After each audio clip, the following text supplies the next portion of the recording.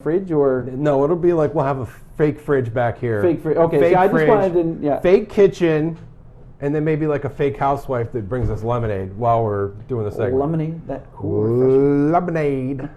Lemonade. From big games to big players, let's determine, Jay, who's going to be Fridgeworthy for the balance of the 2015 season. By Fridgeworthy, I mean, you know how like your kid does gets an A on a test or draws a nice picture. I wouldn't know. I don't have kids. You put it, yeah, exactly. You put it on the fridge. You stare at it forever. You marvel at its brilliance. Let's determine if these players are going to bring us that level of brilliance for the 2015 season. Talk about the entire season overall here. Let's start in Chicago. Matt Forte, the redheaded stepchild of that Bears offense for the longest time. How does he fare this season? If you do not have Matt Forte in your starting slot in a DraftKings or FanDuel scenario, you are basically handing out money to the next person. Of his last 5 season openers, check this out.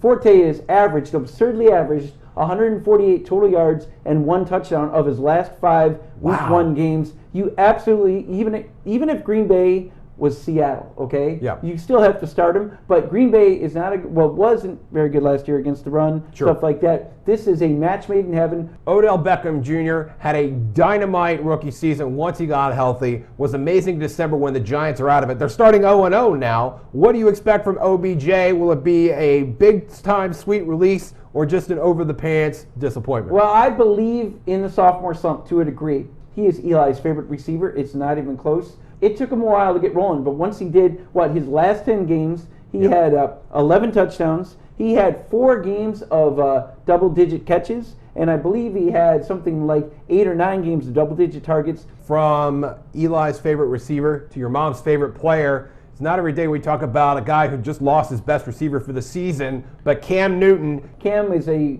respectable top 10, top 11, top 12 pick. You don't have Kelvin Benjamin, it doesn't really matter. For my money, the Panthers have the worst lot of playmakers in terms of running backs, receivers, and even tight end. Obviously, out of everybody? Greg Olson's a great tight end, but collectively, it's a bad group, okay? Sure. And keep in mind, Cam Newton lit the world on fire as a rookie in 2011, Josh, when he threw for 422 yards against Arizona. A week later, followed it up with 432 against the Packers. In his last 3 season openers, though, Cam hasn't registered more than 1 touchdown. Food for thought there.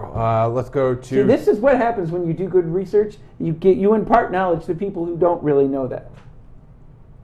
Let's go to another wide receiver, Calvin Johnson. Megatron has made the players around him better.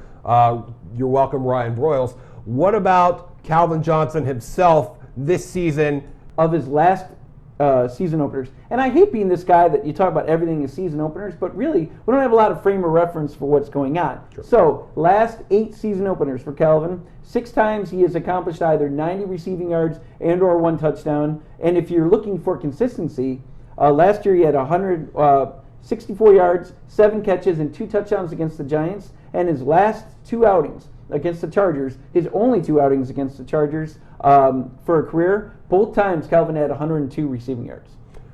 That's bankable consistency right there. That's exactly, not that you were going to bench him, but it's all the more reason to rate him very highly in a DraftKings FanDuel scenario. Absolutely. And finally, Darren McFadden. We've seen what this offensive line was capable of last year with DeMarco Murray.